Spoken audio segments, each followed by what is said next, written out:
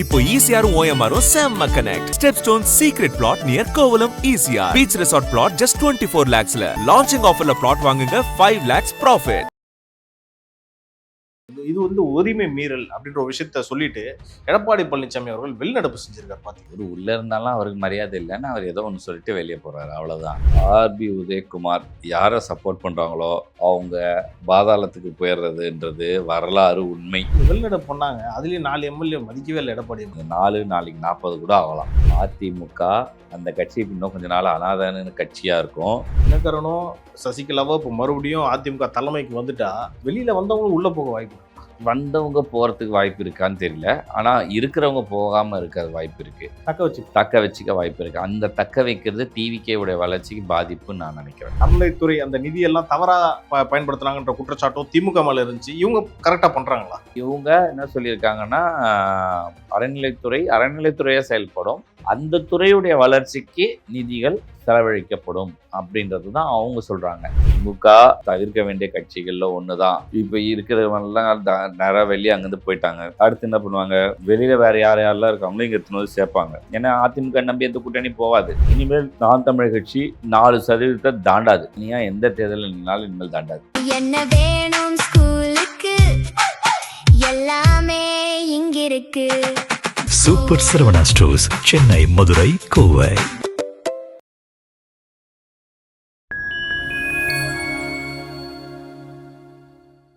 நேயர்களுக்கு வணக்கம். இன்றைய சீக்கடாக் நிகழ்ச்சியில் பல்வேறு அரசியல் மற்றும் சமூக நிகழ்வு குறித்து உங்கள் சீக்கேவோடு பேசவிருக்கிறோம். வாருங்கள் நிகழ்ச்சிக்குள் செல்லலாம்.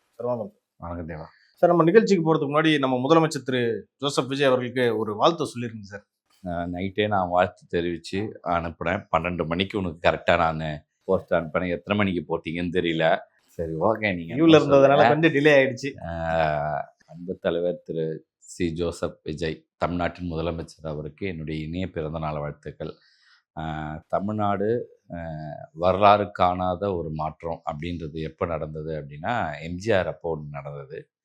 அதுக்கப்புறம் கிட்டத்தட்ட ஒரு அரை நூற்றாண்டுக்கு பிறகு அந்த மாற்றம்லாம் இதுக்கப்புறம் நடக்கவே நடக்காது அப்படின்னு சொல்லிட்டு இருந்த நேரத்தில் ஒரு எழுச்சி நடந்து, அந்த எழுச்சியால் ஒரு மாபெரும் மாற்றம், அதுவும் இவர் தலைவராக இருந்ததுனால தான் அந்த எழுச்சி அந்த மாற்றமும் உருவாச்சுன்றதை நான் மனசார நம்புகிறேன். ஸோ அந்த மாற்றத்தை கொண்டு வந்த முதலமைச்சருக்கும், உங்களை நம்பி ஓட்டு போட்ட மக்களுக்கு நீங்கள் நிறைவாக செய்வீங்கன்ற நம்பிக்கையோடு இந்த பிறந்தநாள் வாழ்த்து கூறிட்டு நம்ம நிகழ்ச்சிக்குள்ளே போகலாம். இல்லை, இன்னொரு விஷயத்த நான் குறிப்பிடணும்னு விரும்புகிறேன். நான் இது வரைக்கும் கிட்டத்தட்ட எங்கள் வீட்டிலேருந்து இங்கே வரைக்கும் வந்தேன் சார் ஆஃபீஸுக்கு. பெருசாக எங்கேயுமே பேனர் இல்லை. ஆனால் பல இடத்துல மக்கள் நலத்திட்டங்கள் அதிகமாக பண்ணிட்டு இருக்காங்க சார். நீங்கள் தாவேக்காவினர் அந்த பேனர்ஸ் கலாச்சாரமும் போஸ்டர்ஸும் கொஞ்சம் கம்மி பண்ணுறதை நான் பார்த்தேன். அது ரொம்ப சரியான விஷயம். நான் காலையில் நீலாங்கரையில் கூட மெயின் ரோட்லலாம் அன்னதானங்கள் பல நலத்திட்ட உதவிகளில் பண்ணிகிட்ருக்காங்க. அது ரொம்ப சந்தோஷம். நம்ம கூட இதெல்லாம் பண்ணலாம் அப்படின்ற இது இதே நமக்கு நாளைக்கு செவ்வாய்க்கிழமையாக இருந்ததுன்னா நம்ம பண்ணியிருப்போம். சிறப்பாக இன்னும் பண்ணியிருக்கலாம்.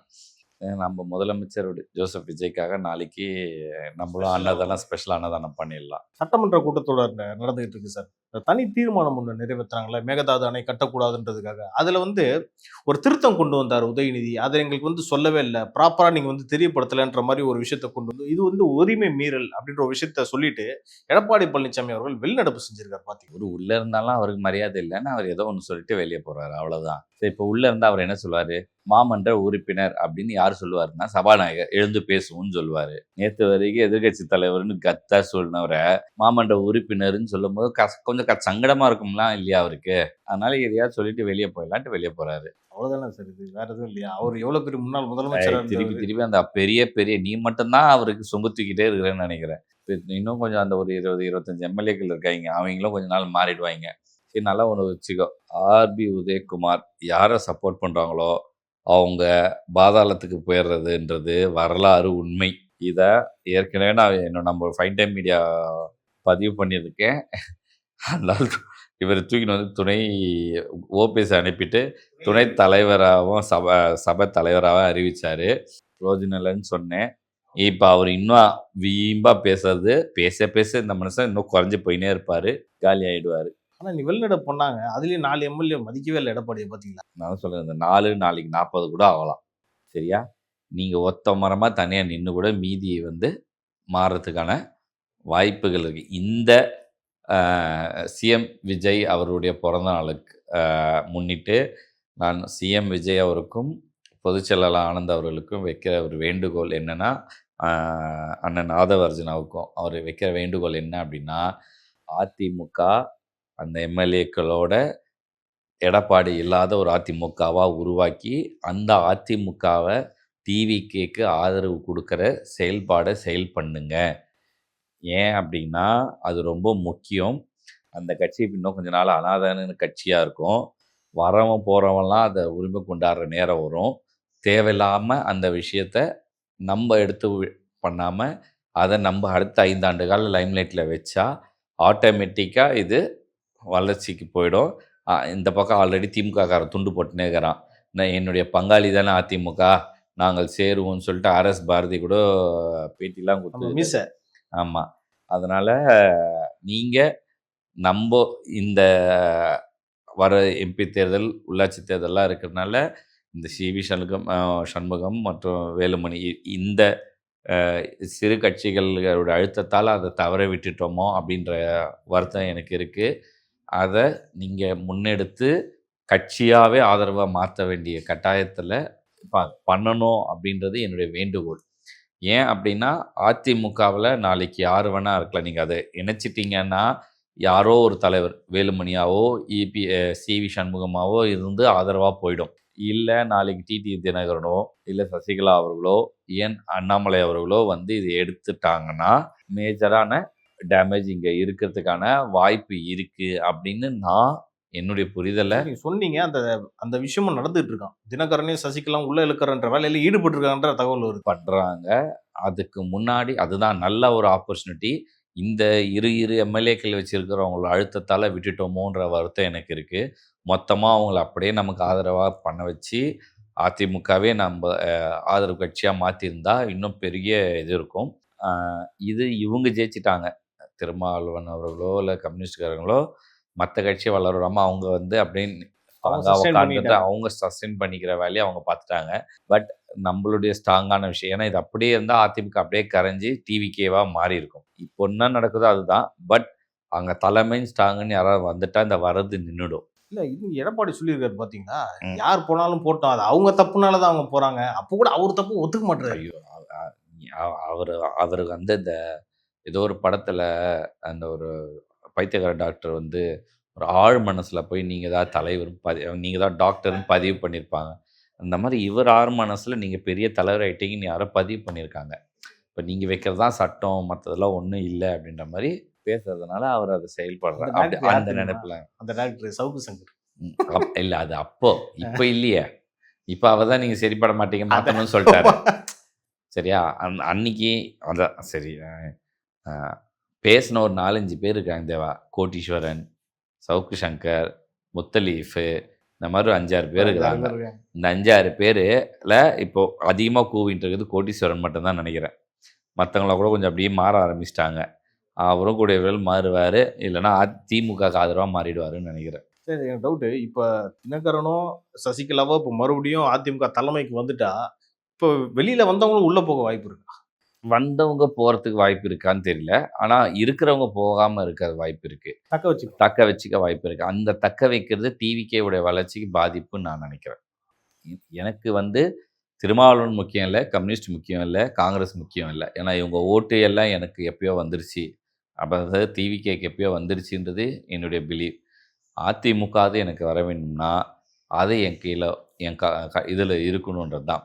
இந்த 1.25 அந்த 1 சேர்ந்த கிட்டத்தட்ட 2.25 இதை வீழ்த்தத்துக்கு எந்த கூட்டணியாலும் முடியாது. ஸோ அதை எப்படி பார்க்கணும் அப்படின்றது தான் என்னுடைய ஒரே வேண்டுகோளும் என்னுடைய ஒரே விருப்பமாகவும் இருக்குது. ஓகே சார், பொறுத்திருந்து பார்ப்போம். அடுத்தபடியாக சட்டமன்றத்தில் இன்னொரு காரசார விவாதமும் நடந்துச்சு பார்த்தீங்களா சார், உதயநிதி ஸ்டாலின் அவர்களுக்கும் அறநிலைத்துறை அமைச்சர் ரமேஷ் அவர்களுக்கும். இது எங்கே சார் முடிய போகுது? ஏன்னா ஏற்கனவே கடந்த ஆட்சியில் இந்த அறநிலைத்துறை அந்த நிதியெல்லாம் தவறாக பயன்படுத்துனாங்கன்ற குற்றச்சாட்டும் திமுக மேலே இருந்துச்சு. இவங்க கரெக்டாக பண்ணுறாங்களா? ரொம்ப தெளிவாக இப்போ உதயநிதி ஸ்டாலின் என்ன சொல்லியிருக்காரு அப்படின்னா, அறநிலைத்துறையில் இருக்க வருவாய்களை பெருக்கியோ அந்த வருவாயை அந்த துறை சார்ந்த விஷயங்களுக்கு செலவிடப்படும், நலத்திட்டங்களுக்கு உதவப்படும் அப்படின்றத பதிவு பண்ணியிருக்காங்க ஆளுநர் உரையில். அதை விமர்சித்து திரு உதயநிதி ஸ்டாலின் எதிர்க்கட்சி தலைவர் என்ன சொல்லியிருக்காருன்னா, நீங்கள் வந்து பிஜேபியோடைய பிடிமா அவங்களுடைய சார்பாக அவங்க இது இப்படி தான் சொன்னாங்கன்னு. பிஜேபி அவங்க அப்படி சொல்லலை. பிஜேபி சொன்னது அறநிலைத்துறைன்னு ஒன்று இல்லவே இருக்கக்கூடாதுன்னு. அது எப்படி வகுப்பு வாரியம்ன்றது இஸ்லாமியர்களுக்கோ அதே மாதிரி கிறிஸ்தவர்களுக்கு அவங்களுடைய இதுக்கு தனியாக இருக்கிறதோ அதை மாதிரி இந்த இண்டிபெண்டா இருக்கணும். இந்த துறையும் தனியாக அவங்களுடைய இதில் ஒரு ட்ரஸ்டி மாதிரி போட்டு தான் பார்க்கணுன்றது அவங்களுடைய விருப்பம். ஊழல் எல்லா பேட்டர்ன்லேயுமே இருக்கும். அது அந்த பேட்டர்ன் இருந்தாலும் இருக்கும், இந்த பேட்டர்ன் இருந்தாலும் இருக்குன்றது தான் இருக்குது. பட் இப்போ இவங்க என்ன சொல்லியிருக்காங்கன்னா, அறநிலைத்துறையாக செயல்படும், அந்த துறையுடைய வளர்ச்சிக்கு நிதிகள் செலவழிக்கப்படும் அப்படின்றது தான் அவங்க சொல்கிறாங்க. இதில் அமைச்சர் ரமேஷ் அவர்கள் சொன்னதில் ஒரு தெளிவான விஷயம் என்னென்னா, தேவையில்லாத இடங்களில் தேவையில்லாத செலவினங்களை வந்து போன ஆட்சி காலத்தில் பண்ணியிருக்காங்க அப்படின்னு. எதுக்குன்னா, ஒரு மாதத்துக்கு 500 பேர் கூட வராத இடத்துல ஒரு மல்டி லெவல் கார் பார்க்கிங் 10 கோடி ரூபாய் செலவுல பண்ணியிருக்காங்க. அது தவிர்த்திருக்க வேண்டியது. அது கேட்டதுக்கு முன்னாள் அமைச்சர் சேகர் பாபு எழுந்து, உங்களுக்கு எந்த செயலர் சொன்னாங்களோ அந்த செயலர் சொல்லி தான் நாங்கள் அதை பண்ணோம். மாநகராட்சி அந்த நகராட்சியுடைய வேண்டுகோளை இணங்க இங்கே சபையில் எல்லாருடைய விருப்பத்தை கேட்டுதான்னு. எல்லாரும் விருப்பம் வைக்கலாம், நான் கூட கேட்கலாம். என் வீட்டு வாசப்படியில் ஒரு கார் பார்க்கிங் மல்டி லெவல் இருந்தால் நல்லாயிருக்கும், நான் கூட போய் எம்எல்ஏ கிட்ட ரெக்வெஸ்ட் பண்ணலாம், எம்எல்ஏ கூட போய் அது சட்டசபையில் பேசலாம். ஆனால் அமைச்சருன்றவர் அது கிடையாது. அது நிஜமாக தேவையா, இந்த இடத்துக்கு அது இது பண்ணுறதுனால இது தேவையா தேவையில்லைன்னு ஆராய்ஞ்சு முடிவெடுக்கணும். நீங்கள் கேட்டாங்க நான் பண்ணிட்டேன்னா அது ஆல்ரெடி அந்த நகராட்சி அவங்க கட்டுறதுக்கு இடம் கேட்டிருக்காங்க அறநிலைத்துறை கூட. நீங்கள் இடத்த வாடகை கொடுத்து அந்த வாடகையை மாசம்னா வாங்கிட்டு அவங்க செலவழித்து அதை கட்டியிருப்பாங்க. நீங்கள் என்ன பண்ணீங்க, உங்கள் காசுலேயே அறநிலைத்துறையிலேருந்தே கட்டுறேன்னு அந்த 10 கோடி ரூபாய் பண்ணுறீங்க. அமைச்சர் அவர் ஊழல் நடந்திருக்குன்னு அவர் சொல்லலை, இங்கே தவறான திட்டங்கள் செயல்படுத்தினீங்கன்னு. ஆனால் முன்னாள் அமைச்சர் சேகர் பாபு ஊழல் சொன்னாருன்றாரு, அது சபாநாயகர் அப்படி சொல்லலைன்றாரு. அப்படி சொன்னா கூட என்னன்ற 10 கோடி ரூபாயில் நீங்கள் 30% முந்தைய இதில் சொன்ன மாதிரியே முதலமைச்சர் சொன்ன மாதிரி கமிஷன் போனால் அது ஊழல் தானே. ஸோ அது எப்படி இல்லைன்னு சொல்ல முடியும். சரி, ஆனால் அமைச்சர் வந்து அமைச்சர் ரமேஷ் அவர்கள் வந்து ஊழல்னு சொல்லி பேசலை, அதில் எந்த மட்டும் இல்லை. பட் இப்படி தான் மடைமாற்றும் செயல்கள் நடந்துட்டே இருந்தது. குறுகுறுக்குதான் தானா வாய் வந்து சேகர் பாபு அவர் விட்டு மாட்டிக்கினாரு அப்படின்றது தான். ஸோ இதில் பொறுத்த வரைக்கும் அறநிலைத்துறையை பொறுத்த வரைக்கும் அவர் திரும்ப விளக்கமாக அந்த கடைசி இதில் அவங்க பேரால் சொன்னதை சொல்லியிருக்காங்க. அந்த துறையில் அந்த இதுக்கு தேவையான நலத்திட்டங்கள் என்னமோ அதை முழுமையாக செயல்படுத்துறதுக்கு என்ன செய்வோமோ செய்யலாம். அது வந்து நான் வரவேற்க வேண்டிய விஷயமா பார்க்குறேன். அப்படியே ஊழலுன்னு சொன்னாதான் என்ன, அதை 10 கோடி ரூபாயில் 20-30% கமிஷன் இருக்க முன்னாள் இன்றைய முதலமைச்சர் அன்றைய டிவிகே தலைவர் வந்து பேசியிருந்தார்ல, அது நடக்கலன்னு அவங்க சொல்ல போகிறாங்களா நாளைக்கு? அது சொல்கிறேன், இது வந்து இருக்கும். இதை மீறி நம்ம சொல்கிறது என்னென்னா, டிவிகே அந்த அமைச்சர் ரமேஷ் அவர்கள் வந்து ரொம்ப தெளிவாக அவங்களுடைய பணம் இந்து அறநிலைத்துறைக்கு வர பணம் இந்துக்கள் அந்த நல்ல திட்டங்களுக்கு மட்டும் செலவழிக்கப்படும் அப்படின்றத பதிவு பண்ணுறாங்க. குன்னூருடைய டூரிசத்தை வளர்க்கறதுக்காக நாங்கள் கார் பார்க் கட்டக்கூடும், அதுக்கு அறநிலைத்துறையுடைய பணத்தை கொண்டு போய் கொடுப்போம் அப்படின்னு சொல்லலை. ஓகேவா? ஸோ இந்துக்கள் சார்ந்து இவங்களுடைய இதில். இதே நேரத்தில் என்னுடைய ஒரு வேண்டுகோள், இந்த இந்து அறநிலைத்துறையிலிருந்து இந்து மாணவர்கள் படிப்புக்கான செலவினங்களையும் ஏதாவது பண்ண முடிஞ்சால் அந்த கல்வித்துறை வளர்ச்சிக்கு ரொம்ப நல்லா இருக்கும் அப்படின்றது என்னுடைய. இந்து மாணவர்னா எனக்கு புரியல. இந்த அறநிலைத்துறையுடைய பணம் வர்றதை இந்து மாணவர்கள் இந்துஸ்ல இருக்க மாணவர்கள் படிக்கிறாங்களே பள்ளிகளில் அவங்களுக்கு செலவழிக்க முடியுமான்னு பார்க்க. அது வேற மதத்தை சார்ந்த மாணவர்களுக்கு தேவையில்லை. எப்படி இந்த அறநிலைத்துறையிலேருந்து எப்படி கொடுப்ப?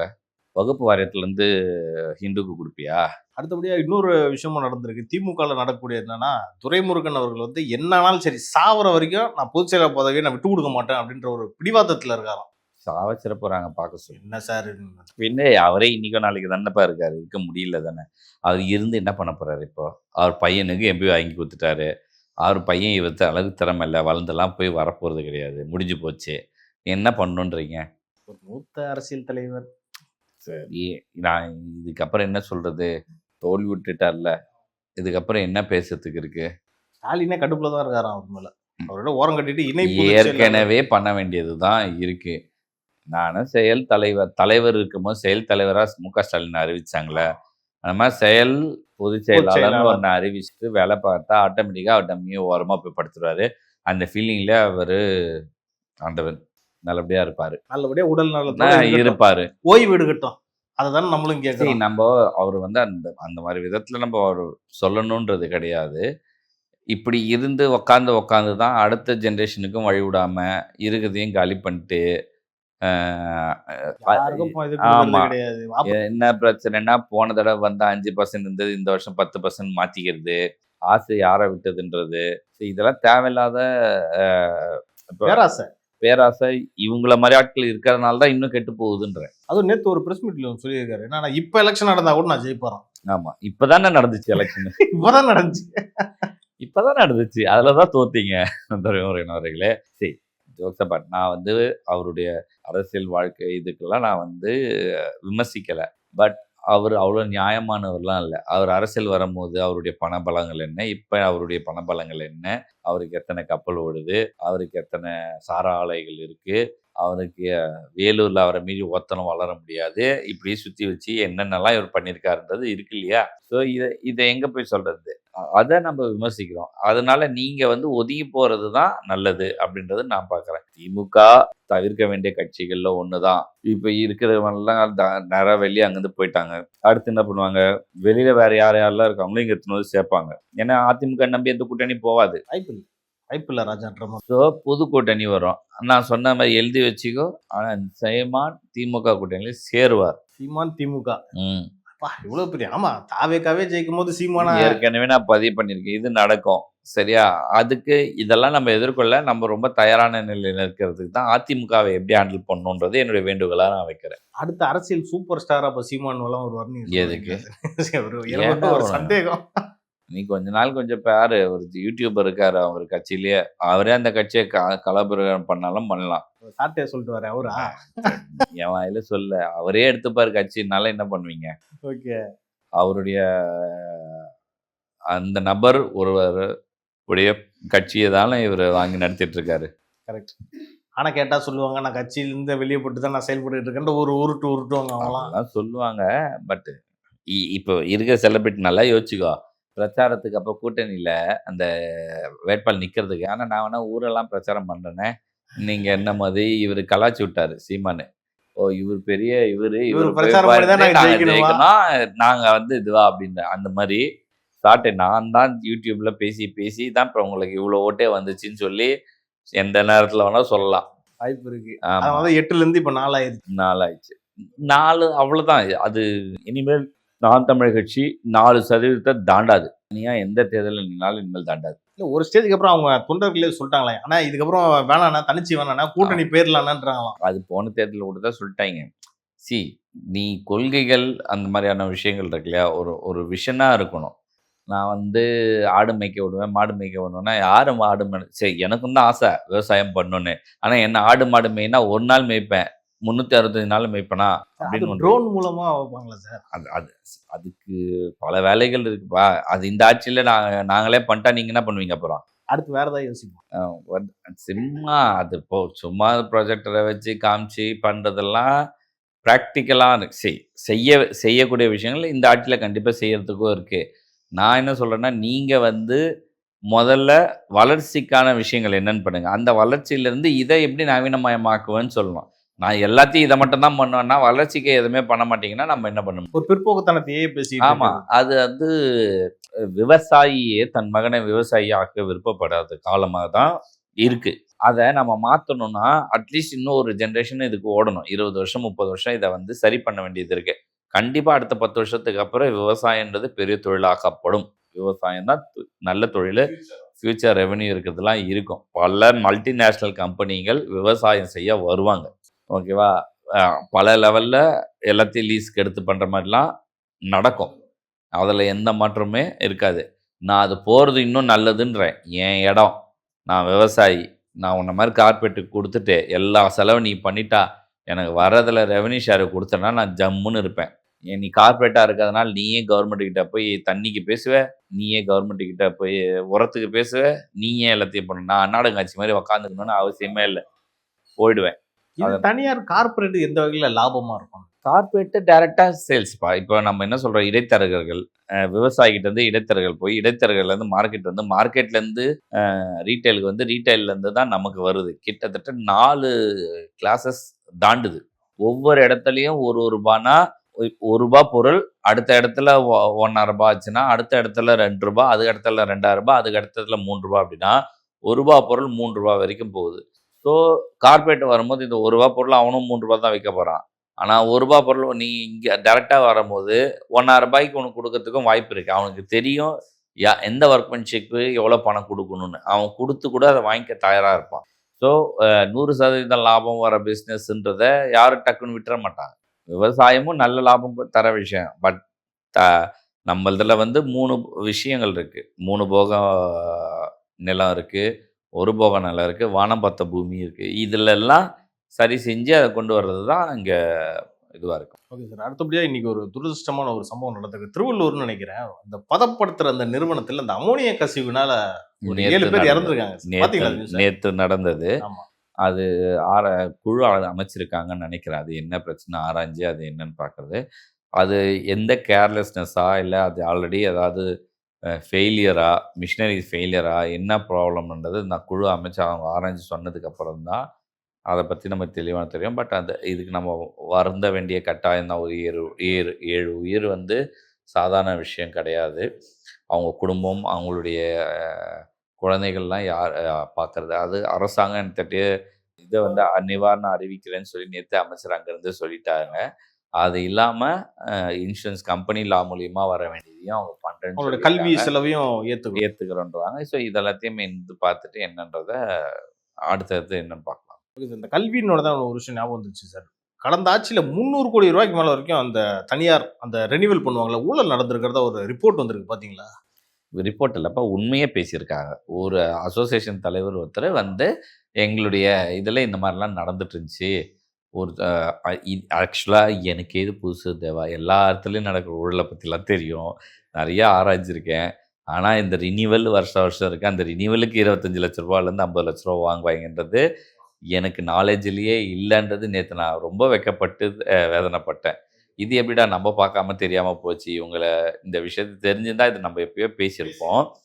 பட் அதுதான் இது வந்து எவ்வளோ பெரிய விஷயம். கிட்டத்தட்ட 2000 கோடி ஊழல். அது நீ ஒரு ஆட்சி காலத்தில் ஒட்டுமொத்தமாக 2000 கோடி கிட்ட இருக்குது. இந்த 2000 கோடின்றது ஒரு மாணவருடைய பள்ளி கல்வி அந்த கட்டணத்தில் குறைச்சா எவ்வளோ 5 ஆண்டு அந்த 60 லட்சம் மாணவர்கள், ஓகேவா, 400 கோடி இன்ட்டு 60 லட்சம் மாணவர்கள் தனியால் படிக்கிறவங்களுக்கு காசு பண்ணால் ஒரு மாணவனுக்கு அட்லீஸ்ட் 3000லேருந்து ஒரு 5000 ரூபா குறைய வாய்ப்பு இருக்குது. ஸோ இந்த மாதிரியான விஷயங்கள் தான் பார்க்குறோம்.